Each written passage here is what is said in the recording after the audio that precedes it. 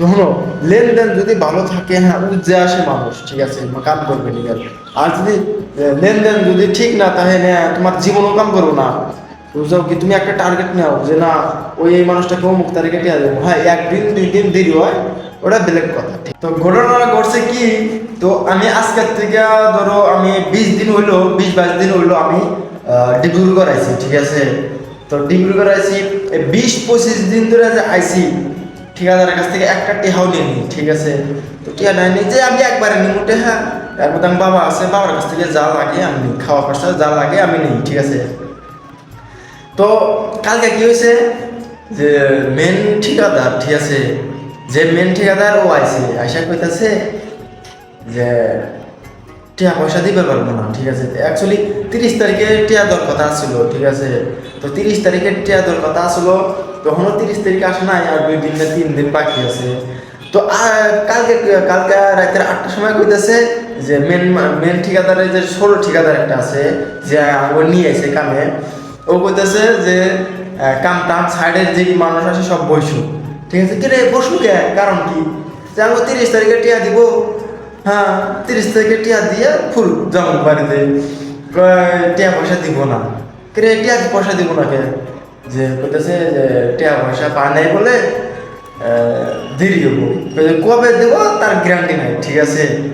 তো আমরা বেকে বলে কইছে যে ব্যক্তিতে বসু, কাম টাম করা লাগবো না আজকে, ব্যক্তিতে বসু, ঠিক আছে বললাম।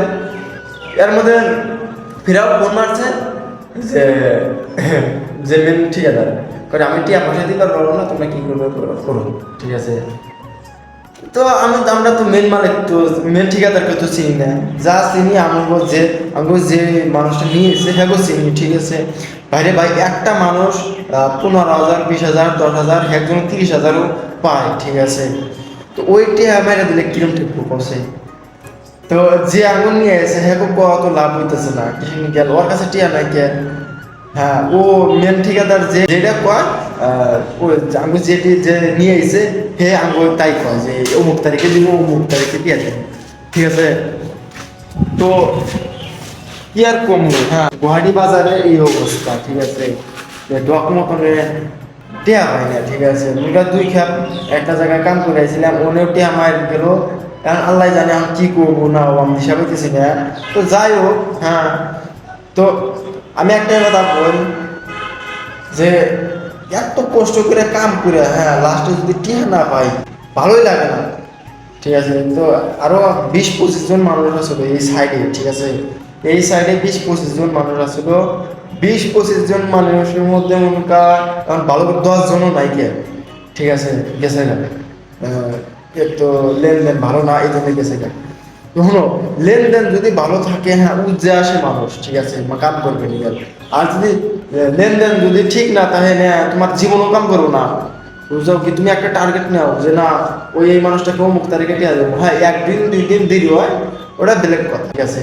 তো আইসি কোনে টিয়া যেতেছি দেই না, হ্যাঁ তো ওই যে আজকে দেবো না, কালকে দেবো না, পরশু দেবো, এইভাবে কি সংসার চলবো কমসে। আঙ্গরও তো একটা আছে, সংসার আছে না, বাড়িতে মা বোন থিয়েছি, ওগো তো লাগে কিছু। তো কথার মতো কথা হইলো কি, আজকে যেভাবে বলছি, ঠিক আছে, আজকে আমাকে বাড়িতে যাও, যদি নাও যাই তোমাদেরকে জানাবো, ঠিক আছে। তো আমি একটা কথাই কই, হ্যাঁ ফাঁকে ফাঁকে জীবনও কামে আসো না, ঠিক আছে, আসো না আসো না, যাই না হয় না আসো, ঠিক আছে।